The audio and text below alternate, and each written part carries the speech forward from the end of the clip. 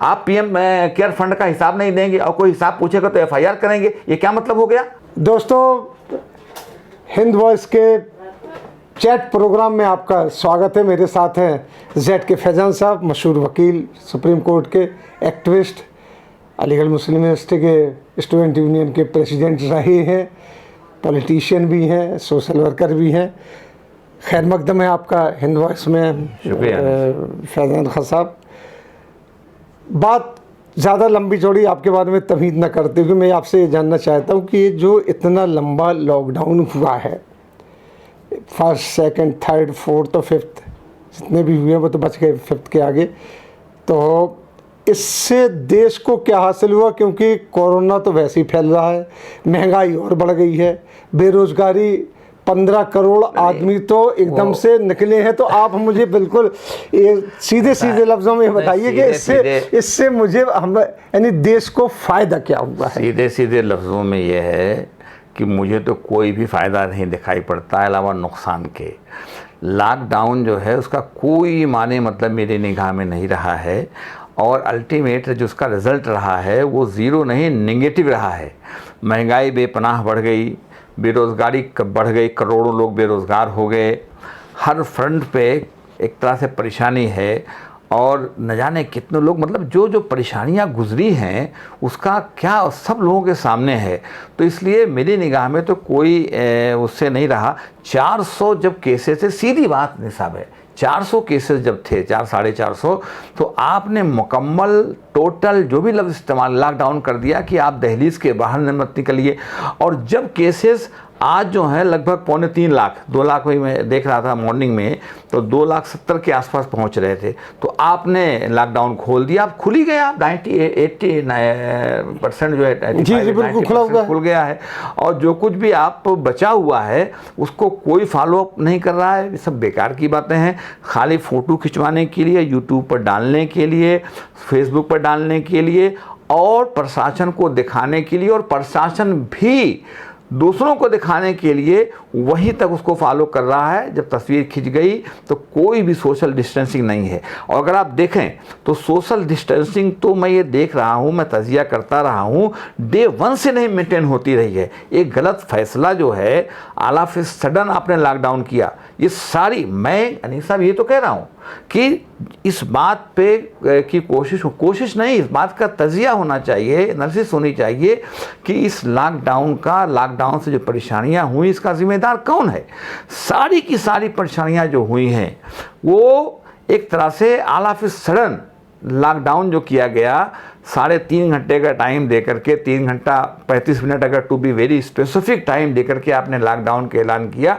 सारी परेशानियां अगर देखें तो उसी से पैदा हुई हैं। अगर 1 हफ्ते का टाइम सरकार दे देती तो कोई भी उससे heaven was not going to fall at all, समझा आपने। इसलिए कोई मतलब नहीं रहा, उसी से तमाम न ट्रेनें लगानी पड़ती, न वहाँ लोग हेल्डअप होते अपनी जगहों पर।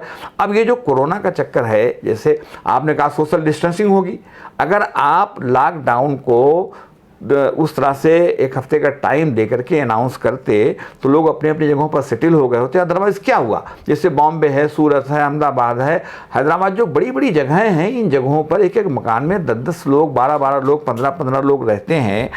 अगर लॉकडाउन का इस तरह का अनाउंसमेंट न होता, लोग चले गए होते तो जगहें, अब हुआ क्या, 10 लोग रहते हैं मान लीजिए, तो 4 आदमी सुबह को काम करते हैं, 4 आदमी शाम को करते हैं, 2 आदमी रात को करते हैं, तो कभी वो 10-12 लोग इकट्ठा उस कमरे में नहीं होते थे। लेकिन जब आपने लॉकडाउन का ऐलान कर दिया तो सबके सब उसी में के अंदर आ गए, 1 आदमी, और उसके बाद मुजाहरे शुरू हो गए, लोग सड़कों पर निकल करके बाहर आते थे। नतीजा यह हुआ था अगर 2 लोग इन्फेक्टेड थे तो उन्होंने सैकड़ों लोगों को इन्फेक्ट कर दिया, सैकड़ों ने हज़ारों को कर दिया, हज़ारों ने लाखों को कर दिया। अब लोग जब गाँव में जा रहे हैं तो वहाँ पर देहातों के इलाकों में फैल रहा है। तो आपको मिला क्या? आपने को जो तमाम ये तमाशा हुआ है, मैं कहना चाहता हूँ, इसमें आपको क्या मिला, मैं ये जानना चाहता हूँ, मैं खुद जानना चाहता हूँ। देखिए टोटल फेल्योर। वो तो फ्लोर हुआ है, लेकिन मुझे एक बात बताइए कि जैसे ही लॉकडाउन ख़त्म हुआ जी। और नॉर्मल हुआ है, जिसको ये कहते हैं कि धीरे धीरे खोल रहे हैं, धीरे धीरे खोलने में तो ये हुआ कि ये लोग इलेक्शन मोड पे आ गए हैं जी। अब कोरोना इसके माने कोरोना से कोई खतरा नहीं था जी। जो हंगामा कर रहे थे कि बढ़ जाएगा, जो साइंटिस्ट भी कह रहे हैं कि ये बढ़ेगा अभी जी। लेकिन आपने इलेक्शन मोड पे आ गए। जैसे कि पहले तो आपने उड़ीसा में भी एक रैली की और एक रैली आपने 2 रैलियां कर चुके हैं आप इस तरीके से, उसमें आप कुछ नहीं कर, पूरे इलेक्शन मोड में। अभी फिलहाल होम मिनिस्टर ने हमारे उसको एड्रेस की है, एक कलकत्ता में बंगाल में कर रहे हैं 76,000 LED स्क्रीन लगाने के बाद कि आप ये कर रहे हैं। बिहार में क्योंकि बिहार में इलेक्शन है, वहाँ आप सिर्फ एक काम कर रहे हैं। अभी आपने सवाल पूछा उड़ीसा में कि अपोजिशन क्या कर रही थी जी। हम तो कुछ नहीं कर रहे थे, ये उन्होंने कबूल किया अपोजिशन कर रही। तो इसका जवाब, और दूसरी बात यह है कि आप पूरी तरीके से अब आप जो कुछ भी आपने किया नहीं किया उन गलतियों में पर्दा डाल रहे हैं और इलेक्शन मोड पे। तो कहां तक इसको आप सही समझते हैं कि एकदम से, जबकि जनता पूरी। देखिए मैं इस मामले में बिल्कुल साफ हूँ।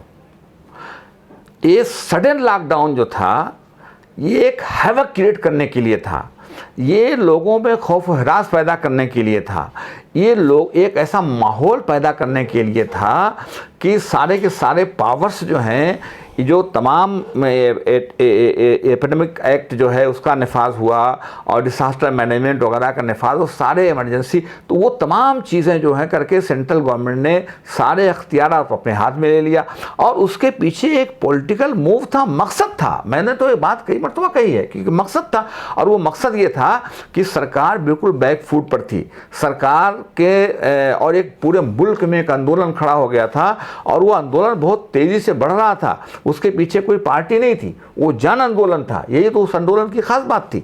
जो सीए का जो आंदोलन, ये मैं उसी पर आ रहा हूँ कि सीए, एनआरसी, एनपीआर वगैरह को लेकर के जो आंदोलन चला, और उसके बाद एक नारा दिया, उससे जुड़ के आया कि सेव द कॉन्स्टिट्यूशन। ये तमाम काम अपनी मर्जी के से कर रहे हैं, और वो मूवमेंट इतना जोर पकड़ गया कि सरकार बैकफुट पे आ गई।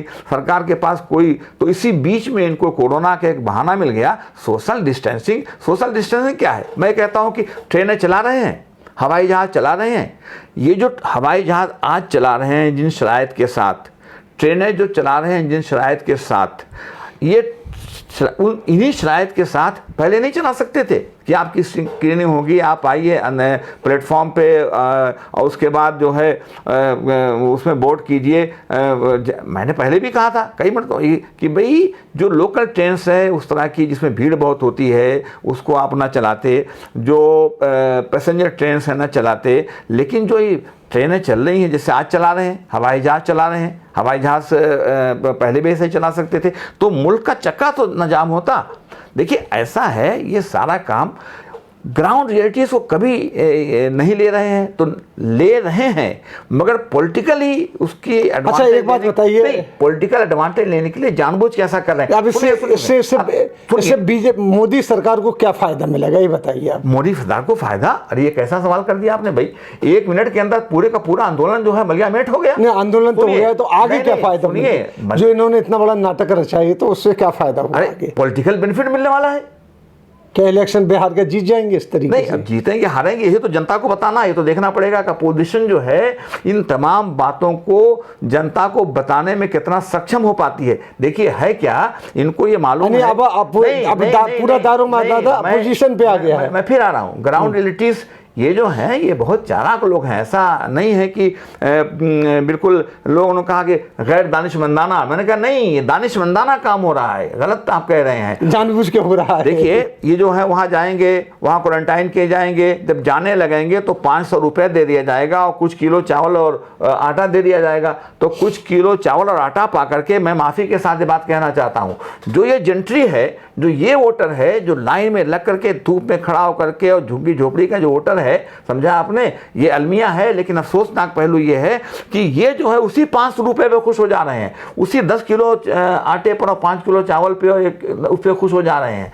ये है, ये इसको समझते हैं, इन्होंने यही किया है। तो नहीं, इसके माने ये मोदी सरकार का वोट बैंक बन रहा है। मैं बहुत पूरी तरह टच में हूँ, मेरी रोज गांव के लोगों से, बहुत सारे गांव के लोगों से बात होती है। हकीकत यह है कि वो 500 रुपए पाकर के ऐसा खुश हो रहे हैं कि पूछिए मत। वो भूल जाते हैं कि चलती हुई ट्रेन में 100 से ज़्यादा लोग मर गए। कई, मतलब अगर आप आंकड़ा इकट्ठा करें तो पूरे मुल्क में इस लॉकडाउन के पस मंजर में 1000 लोग मर गए होंगे।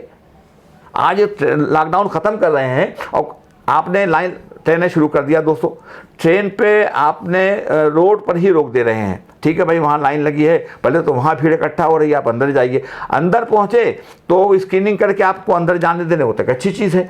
अंदर जाने के बाद उन्होंने 2-2 गज पे वो बना रखा है निशान, 2-2 गज पे, उस पर लोग खड़े हुए। जब ट्रेन आती है तो सब एक मुश्त कूद करके चढ़ने की कोशिश करते हैं। अच्छा चलिए, वहाँ भी नहीं चढ़ने दिया आपने। जब अंदर बैठेंगे तो आमने सामने बैठ रहे हैं ना भाई, 18 घंटा चल रहे हैं, 28 घंटा चल रहे हैं, 48 घंटे ये तो हो गई उसकी बात। मैं ये जानना चाहता हूँ आपको कि जो इतना बड़ा प्रपंच कहूँगा, नाटक कहूँगा, रचा गया कि लॉकडाउन किया गया, लॉकडाउन बिल खोल दिया गया, अब इलेक्शन मोड पे आ गए लोग, तो इससे क्या फायदा होगा और विपक्ष को क्या नुकसान होगा? बस ये बता दीजिए, मैं आखिरी सवाल आपसे कर रहा हूँ। ऐसा है, इन्होंने सब पॉलिटिकली कैलकुलेट करके ये सब किया है, लेकिन सारा मामला इस पर डिपेंड करता है कि विपक्ष जो है वो जा कर के लोगों को ये बताने में इलेक्शन के पीरियड में कितना सक्सेसफुल रहता है कि तुम अपनी परेशानियों को देखो। तुम ये 500 रुपये और 10 किलो की बात मत देखो, तुम देखो कि तुम्हारी नौकरी चली गई, करोड़ों की नौकरी चली गई, तुम मुंबई छोड़ के चले आए, तुम हरियाणा लुधियाना छोड़ के चले आए, ये बताने में कितना सक्सेसफुल रहते हैं। एक बात तो ये। दूसरी बात ये है कि ये बात मान के चलिए कि सरकार कभी किसी के रहती नहीं। आखिर जो सीए का मूवमेंट चला, इसमें कोई पार्टी थी नहीं, पार्टी इसमें पूछते थे लोग कि मूवमेंट कौन रन कर रहा है। जन आंदोलन खड़ा कर दिया इन्होंने, समझा, लोगों ने, और पूरे मुल्क में चल पड़ा। और कौन?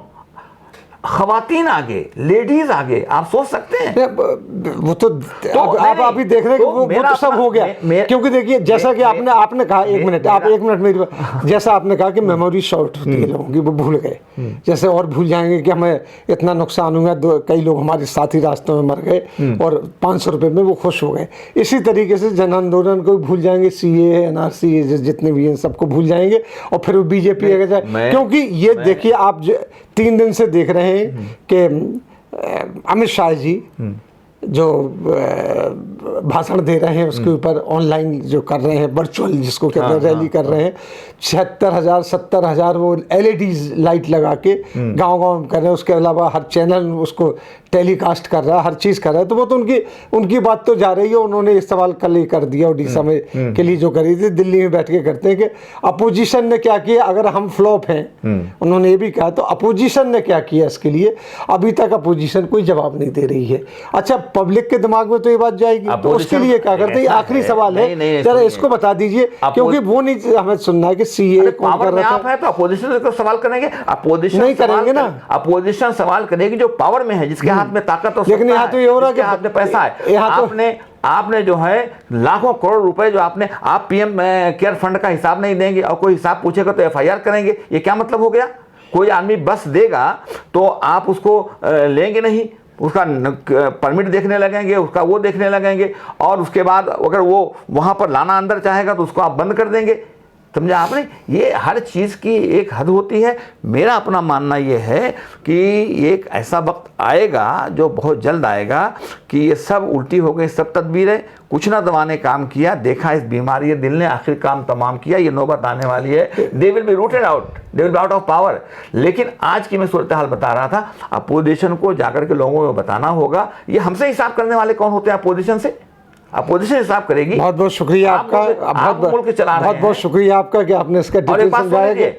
अपोजिशन न होती और ये जो चैरिटेबल ऑर्गेनाइजेशंस न होती, तो जिन लोगों ने खाने पीने का इंतजाम किया, सरकार की बस की बात थी, सरकार ने तो कुछ किया नहीं। तो और जो किया लोगों ने किया। इन लोगों ने वो तो कह रहे हैं कि हमने 1000 करोड़ रुपया दे दिया सबको, कुछ नहीं दिया है, सब बेकार की बातें हैं। समझा आपने? चलिए, बहुत बहुत शुक्रिया आपका। कहीं ज़मीन पे दिखाई नहीं पड़ रहा है। कहीं बहुत बहुत शुक्रिया, आपने वक्त दिया अपना और एक चीज़ को समझाया। तो इसी के साथ हम चलते हैं स्टूडियो की तरफ। अगले अंक में फिर जेड के फैजान साहब के साथ आपसे मुलाकात होगी। तब तक के लिए दीजिए हमें इजाज़त।